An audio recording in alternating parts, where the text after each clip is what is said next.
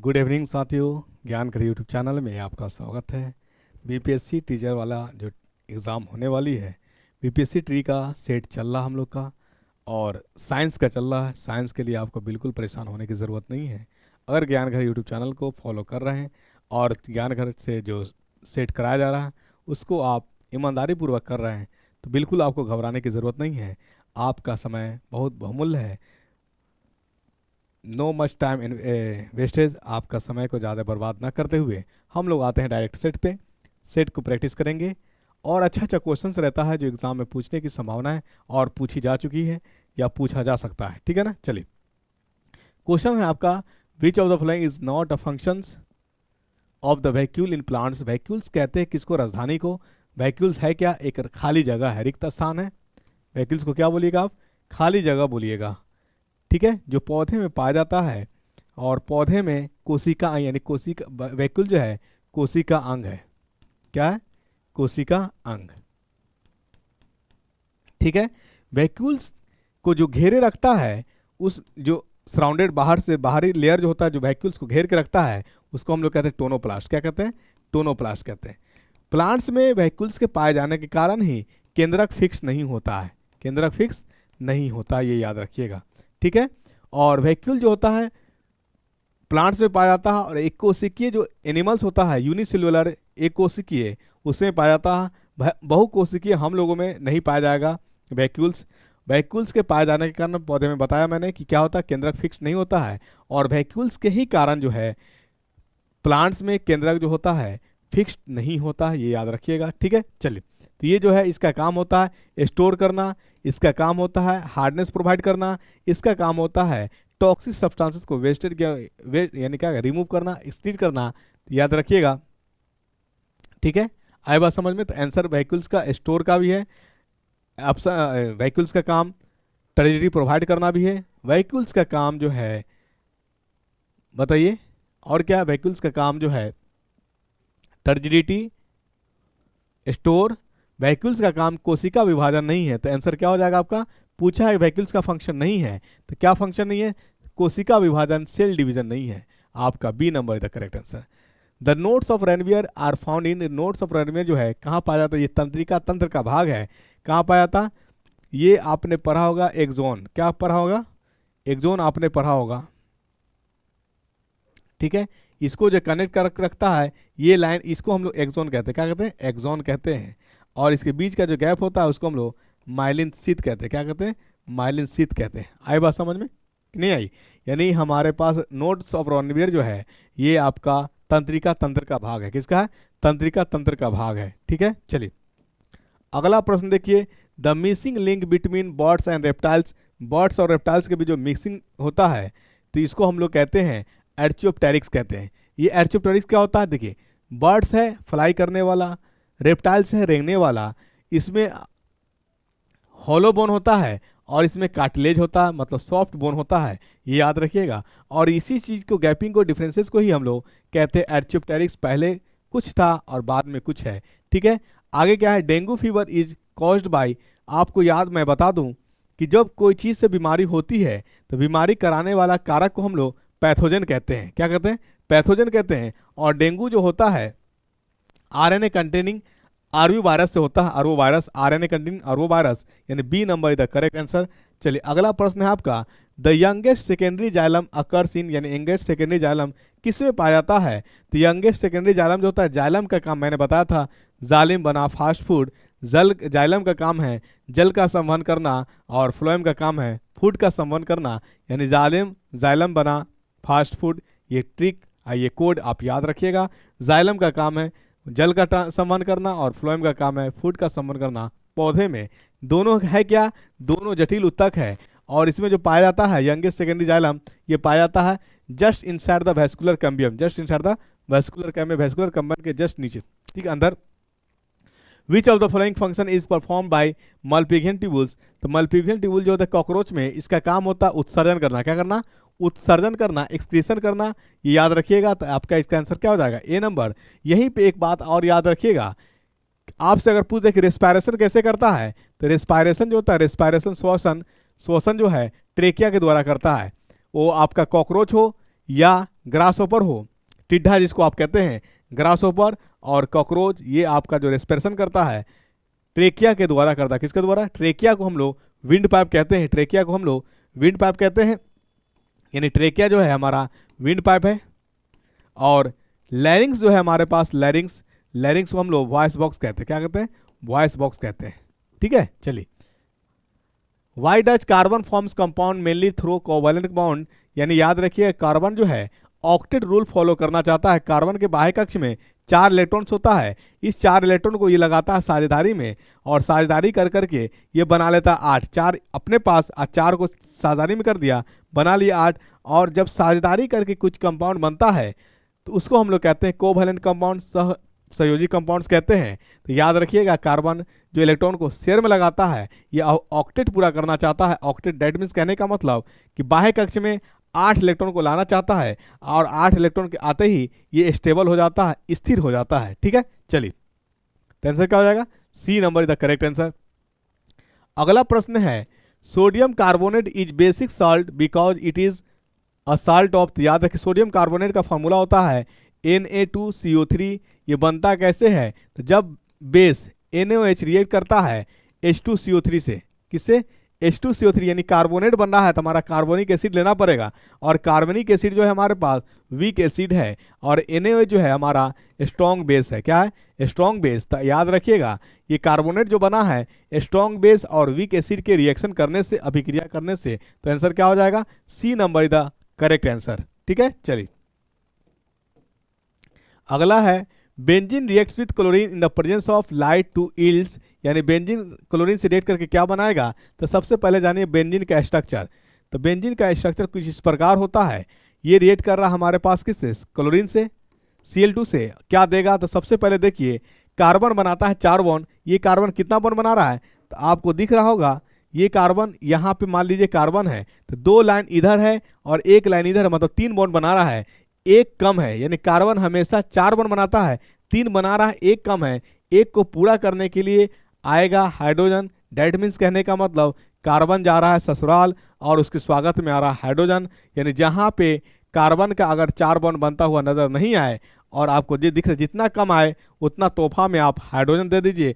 इसका एकदम सीधा साधारण बात याद रखिएगा, कार्बन जा रहा है ससुराल, मेजबानी करेगा हाइड्रोजन, यानी जहाँ पे बॉन्ड कम है वहाँ पे कौन आएगा? हाइड्रोजन आएगा स्वागत के लिए। ठीक है, तो यहाँ पे कितना? यहाँ भी हाइड्रोजन आएगा, यहाँ भी क्या आएगा? हाइड्रोजन आएगा, यहाँ भी क्या आएगा? हाइड्रोजन, यहाँ भी हाइड्रोजन, यहाँ भी हाइड्रोजन। बेंजीन से संबंधित आपसे और भी प्रश्न पूछा जा सकता है। जहाँ सिंगल लाइन है, सिंगल लाइन जो है उसको हम लोग सिग्मा बॉन्ड कहते हैं। तो यहाँ सिंगल लाइन है, यहाँ सिंगल लाइन है, यहाँ सिंगल लाइन है, यहाँ सिंगल लाइन है, यहाँ सिंगल लाइन है, यहाँ सिंगल लाइन है, ये भी सिंगल है आपका, ये भी सिंगल है, ये भी सिंगल है। तो यानी अब देखिए जहाँ जहाँ सिंगल लाइन है वो आपको बनाएगा क्या? Sigma bond. तो 1 2 3 4 5 6 7 8 9, 9 वो सिग्मा सिंगल लाइन से पता चल रहा। और जहाँ जहाँ डबल लाइन है, 2 लाइन है, वहाँ 1 सिग्मा, जहाँ 2 लाइन होता है वहाँ 1 सिग्मा और 1 पाई होता है, ये याद रखिएगा। तो यहाँ 1 सिग्मा, 1 सिग्मा, 1 सिग्मा, तो कितना हो जाएगा? टोटल 12 सिग्मा हो गए। ठीक है, टोटल 12 सिग्मा। और जहाँ 2 लाइन होता है वहाँ पे 1 सिग्मा और 1 पाई, तो टोटल पाई कितने? 1 यहाँ, 1 यहाँ, 1 यहाँ, तो टोटल पाई के बाद पूछा जाए तो 3 हो गया। ठीक है, चलिए अब हमारा रिएक्शन कराना है। क्या कराना है? रिएक्शन कराना है। तो देख लीजिए बेंजीन रिंग में जहाँ जहाँ हाइड्रोजन है, जहाँ जहाँ हाइड्रोजन है वहाँ वहाँ से हाइड्रोजन हटेगा और आएगा क्या? क्लोरीन। क्लोरीन से रिएक्ट हो रहा है सनलाइट के प्रेजेंस में। तो याद रखिए कै गो हाइड्रोजन हटेगा? 6 गो। 1 यहाँ हाइड्रोजन, 1 यहाँ, 1 यहाँ, 1 यहाँ, और उस 6 की जगह क्या लगेगा? क्लोरीन लगेगा। तो क्लोरीन आपके पास है कितना? 2 क्लोरीन है, होना है 6। तो बताइए कितना मोल ले लीजिएगा? 3 से मल्टीप्लाई कर दीजिएगा तो 3 मोल हो जाएगा। अब जहाँ जहाँ हाइड्रोजन है, हाइड्रोजन भगाओ क्लोरीन लाओ, हाइड्रोजन भगाओ क्लोरीन लाओ। हाइड्रोजन भाग रहा है, क्लोरीन आ रहा है, हाइड्रोजन भाग रहा है, क्लोरीन आ रहा है। हाइड्रोजन को भगाओ क्लोरीन लाओ। कोनो दिक्कत, कोनो कष्ट आया? क्या मैंने भगाया तो आपको दर्द भी हुआ? दर्द नहीं होना चाहिए, क्योंकि रिएक्शन कराना है तो दर्द होना नहीं चाहिए। हेलो, हाइड्रोजन को भगाना है, कल्लू बाबा को लाना है। हाइड्रोजन को भगाना है, कल्लू बाबा को लाना है। कल्लू में कौन? क्लोरीन है। तो बताइए क्या को क्लोरीन आवेगा? 6 क्लोरीन आवेगा। 1 यहाँ, 1 यहाँ, 1 यहाँ, 1 यहाँ, 1 यहाँ, 1 यहाँ। तो 6 क्लोरीन को हम लोग कहते हैं हेक्सा, यानी 6 वाला को क्या कहते हैं? हेक्सा। क्लोरोबेंजीन हो जाएगा। तो क्या बनेगा ये? Benzene hexachloride. C number the correct answer. ठीक है, चलिए आइए अगला प्रश्न आता हम लोग। Burning of lime to give calcium oxide and carbon dioxide. Lime, lime का फॉर्मूला होता है, लाइम का फॉर्मूला जो होता है आपका CaCO3 होता है। क्या होता है? CaCO3। इसको जब हीट करिएगा बर्निंग, तो ये बनेगा हमारा CaO प्लस CO2। ये आपका जो है, ये आपका लेफ्ट साइड है, ये आपका पूरा राइट साइड है। तो जो लेफ्ट साइड होता है उसको हम लोग कहते हैं रिएक्टेंट, जो राइट साइड होता है उसको हम लोग कहते हैं प्रोडक्ट। देखिएगा, रिएक्टेंट को हम लोग कहते हैं अभिकारक। अभिकारक हमारा टूट करके बन रहा दो चीज, तो ये टूटा, तो टूटने को हम लोग कहते हैं डिकम्पोजिशन। डिकम्पोजिशन वियोजन, क्या कहते हैं? वियोजन, डिकम्पोजिशन, टूट करके बन रहा है, तो ये हमारा कहलाएगा डिकम्पोजिशन रिएक्शन। ठीक उसी को हम उल्टा कर दे, इसको हम लोग रिएक्टेंट की तरफ ले आए, CaO और प्लस CO2 और हम बना दे CaCO3, तो ये हमारा कहलाएगा, ये दो मिल करके एक दे रहा है, ये हमारा लेफ्ट साइड है रिएक्टेंट। रिएक्टेंट हमारा जब दो मिल जाए और एक नया कंपाउंड बनाए, उसको हम लोग कहते हैं संयोजन अभिक्रिया, कॉम्बिनेशन रिएक्शन। डिकम्पोजिशन रिएक्शन जो होता है उष्मा छेपी होता, उष्मा शोषी होता है, और कॉम्बिनेशन जो होता है उष्मा छेपी होता है। कॉम्बिनेशन उष्मा छेपी होता है, यानी एक्सोथर्मिक होता है ये, ठीक है। और डिकम्पोजिशन जो होता है ये इंडोथर्मिक होता है। Sodium reacts with crushed egg shell to give a gas that turns lime water milky. तो याद रखिएगा ये हमारा HCl से है, क्या है? HCl से रिएक्ट करने के बाद ऐसा होता है, ठीक है। चलिए अगला प्रश्न है, an animal that chiefly eats meat is called. जो एनिमल मीट खाता है उसको आप क्या कहते हो? उसको आप कहते हैं कार्निवोर्स। क्या कहते हैं? कार्निवोर्स, ठीक है। The area under velocity time graph for a practical in a given interval of time represent क्या करेगा? तो देखिए पहले लिख लीजिए, ग्राफ बनाइए, ये वेलोसिटी, ये टाइम, एरिया। कोई भी शेप बन रहा हमारा, जब भी एरिया पूछे तो उस ग्राफ का देख लीजिएगा कि कैसा शेप का बन रहा है, और उस जैसा शेप का बनेगा वैसा आप लगा दीजिएगा फॉर्मूला। जैसे मान लीजिए रेक्टेंगल बनता या ट्राइंगल बनता, तो एरिया ऑफ ट्राइंगल क्या होता है? Half into base into height. अगर रेक्टेंगल बनता तो क्या होता है? Base into height. तो हाइट पे आपका क्या? वेलोसिटी। एरिया का फॉर्मूला क्या हो जाएगा? दो हमारा वन, हाफ तो ये नंबर है, हाफ क्या? एक नंबर है। हाइट पे क्या आपका? वेलोसिटी, और बेस पे क्या? टाइम है। वेलोसिटी का यूनिट क्या होता है? मीटर पर सेकेंड। और टाइम का भी यूनिट लिखे तो क्या लिखेगा? बोलिए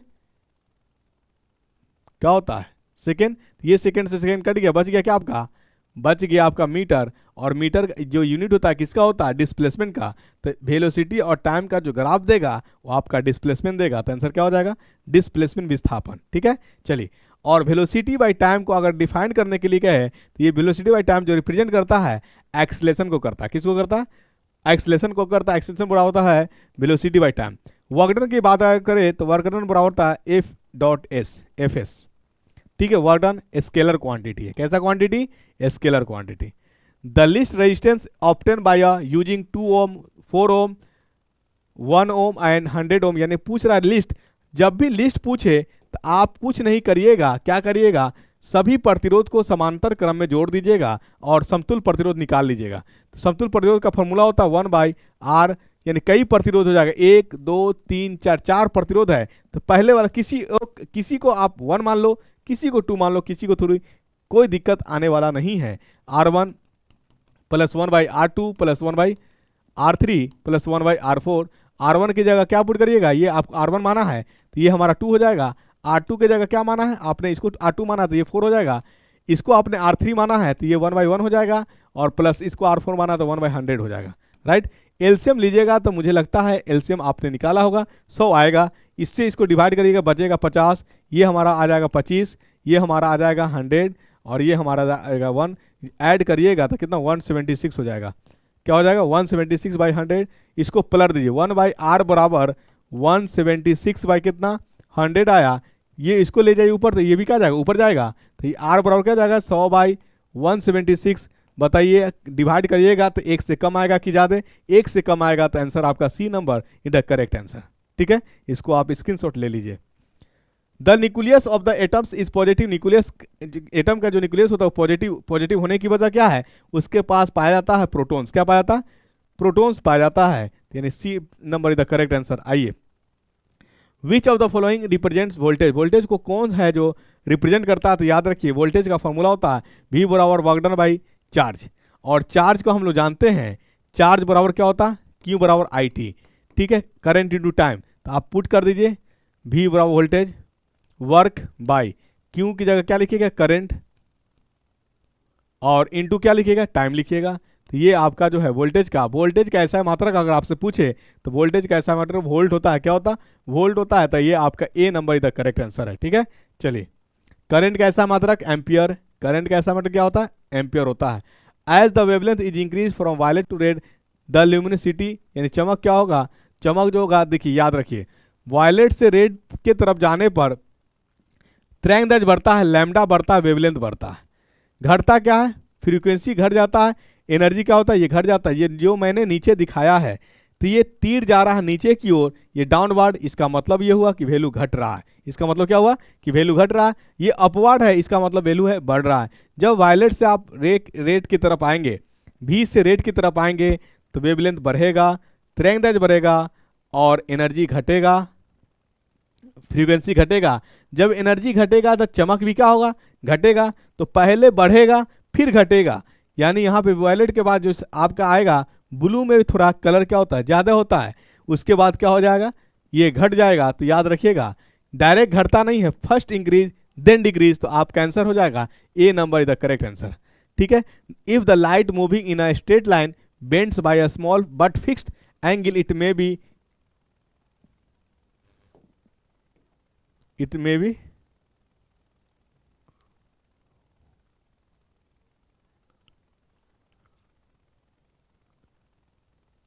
केसेस ऑफ, क्या हो जाएगा बताइए, रिफ्रैक्शन के कारण। क्या होगा, रिफ्रैक्शन। तो ऑप्शन में नहीं दिया है, तो इसका आंसर नन हो जाएगा। आपसे पूछा जाए डिफ्रैक्शन क्या है, तो डिफ्रैक्शन जो है जब प्रकाश किसी ओपेक माध्यम से ओपेक पास के पास जाती है, कि ओपेक सिस्टम है ये, इसमें एक होल कर दिया जाए, जब प्रकाश आएगी यहाँ पे तो एक वेव को कलेक्ट करेगा, और ये वेव एक स्क्रीन पर जाकर के उसका शैडो बना देगा, इसका क्या करेगा, शैडो बना देगा। तो जब शैडो यानी प्रकाश से ओपेक के माध्यम से होल के पास से जा करके जब प्रकाश उस पार्टिकल्स का शैडो बनाता है, तो उसी को हम लोग कहते हैं डिफ्रैक्शन। क्या कहते हैं, डिफ्रैक्शन। डिस्पर्सन, डिस्पर्सन का मतलब होता है विस्तार, डिस्पर्सन का मतलब क्या होता है, फैलाव। तो जब लाइट स्प्लिट करता है, फैलता है, तो उसी को हम लोग डिस्पर्सन कहते हैं। इंटरफेरेंस, इंटरफेरेंस याद रखिएगा जब दो चीज़ों का एक जगह मिल जाना ही कहलाएगा इंटरफेरेंस। यहाँ पे क्या मिलेगा, दो वेव एक जगह मिलेगा, तो उसी को हम लोग इंटरफेरेंस कहते हैं। और इंटरफेरेंस जब होगा तो लाइट जो होता है हमारा ड्यूअल नेचर होता है, वेव नेचर भी और पार्टिकल नेचर भी। तो यहाँ पे इंटरफेरेंस में वेव का मीटिंग होगा, वेव का मिलना होगा। जब दो वेव आपस में मिलेंगे तो एक नया वेव डेवलपमेंट होगा, यानी आप कह सकते हैं वेव के मिलने से दो वेव आपस में डिस्टर्बेंस होगा, यानी एनर्जी की डिस्टर्बेंस होगा, ठीक है। चलिए, टू बुलेट्स कह रहा 19 number question, two bullets are fired simultaneously horizontal and with different speed from the same place which bullet will hit the ground first. यानी कौन सा, यानी दो बुलेट्स है जिसको एक ही समय हॉरिजॉन्टली प्रेस, यानी हॉरिजॉन्टली क्या है, जो एक्स एक्सिस में चलता हो उसी को हम लोग क्या कहते हैं, हॉरिजॉन्टली कहते हैं। ओहो क्या हो रहा मार्कर, चलिए ठीक है। तो विथ डिफरेंट, यानी दोनों का स्पीड अलग अलग है। आपसे पूछ रहा है कि सबसे पहले कौन ग्राउंड को रीच करेगा, टच करेगा। तो ये पूछा हुआ क्वेश्चंस है, और इसका करिएगा आंसर आप कमेंट करके, ताकि मुझे भी लगना चाहिए कि आप पूरा क्वेश्चंस, पूरा वीडियो को देख रहे हैं, ठीक है। चलिए, तो अगला क्वेश्चन, इफ द स्पीड, यानी 19 नंबर में आपको कमेंट करके देने के लिए, चूंकि ये क्वेश्चंस पूछा जा चुका है, तो ये जरूर आंसर करके कमेंट करके बताइएगा। अगला प्रश्न है, if the speed and radius of a body moving in a circular path are double then the magnitude of centripetal acceleration will be. आपसे पूछ रहा है कि स्पीड और रेडियस जो है सर्कुलर पाथ का बढ़ा दिया जाए, डबल कर दिया जाए। ये रेडियस है, और इस पर चलने वाला जो सर्कुलर पाथ है इसका वेलोसिटी भी कह रहा है कि डबल कर दे, 2 भी कर दे, और रेडियस को भी हम क्या कर दे, 2r कर दे। तो सेंट्रीपिटल एक्सेलरेशन क्या हो जाएगा, तो सेंट्रीपिटल एक्सेलरेशन का फॉर्मूला याद रखिएगा, AC बराबर होता है v²/r। ये कब का है, ये जब ना ही स्पीड डबल है और ना ही रेडियस डबल है। कह रहा है क्या, स्पीड को भी डबल कर रहे हैं और रेडियस को भी डबल कर रहे हैं, यानी चाल को भी डबल कर दे रहे हैं, और त्रिज्या को भी डबल कर दे रहे तो नया हमारा सेंटीमीटर एक्सलेशन आएगा AC1, इसको नाम दे देते हैं।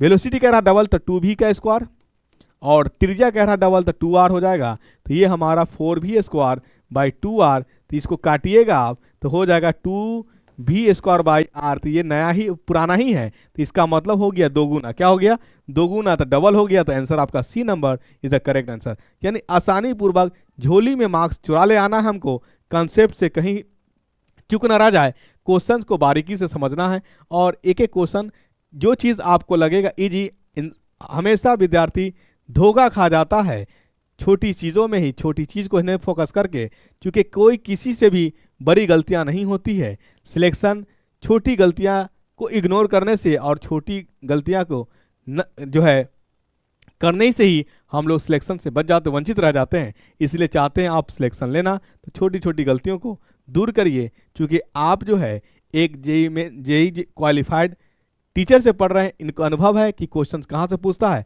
जिस एग्ज़ाम के लिए मैं पढ़ाता हूँ डायरेक्ट क्वेश्चन देखने को मिलता है। ये आपको मैं पढ़ाया BPSC टीचर के लिए, तो आपको देखिए यूट्यूब पे पूरी वीडियो पढ़ा हुआ है, एग्ज़ाम में टकराया कि नहीं टकराया। अभी वर्तमान में एग्ज़ाम हुआ है नीट का, मैं उसका भी क्लास लेता हूँ। और डायरेक्ट मैंने जो क्वेश्चंस कराया था 45 क्वेश्चंस में से केमिस्ट्री का क्वेश्चन 35 क्वेश्चंस डायरेक्ट आया था। ठीक है ना, डायरेक्ट क्वेश्चंस वहीं से आया है। आए बात समझ में? इसलिए ये अनुभव है।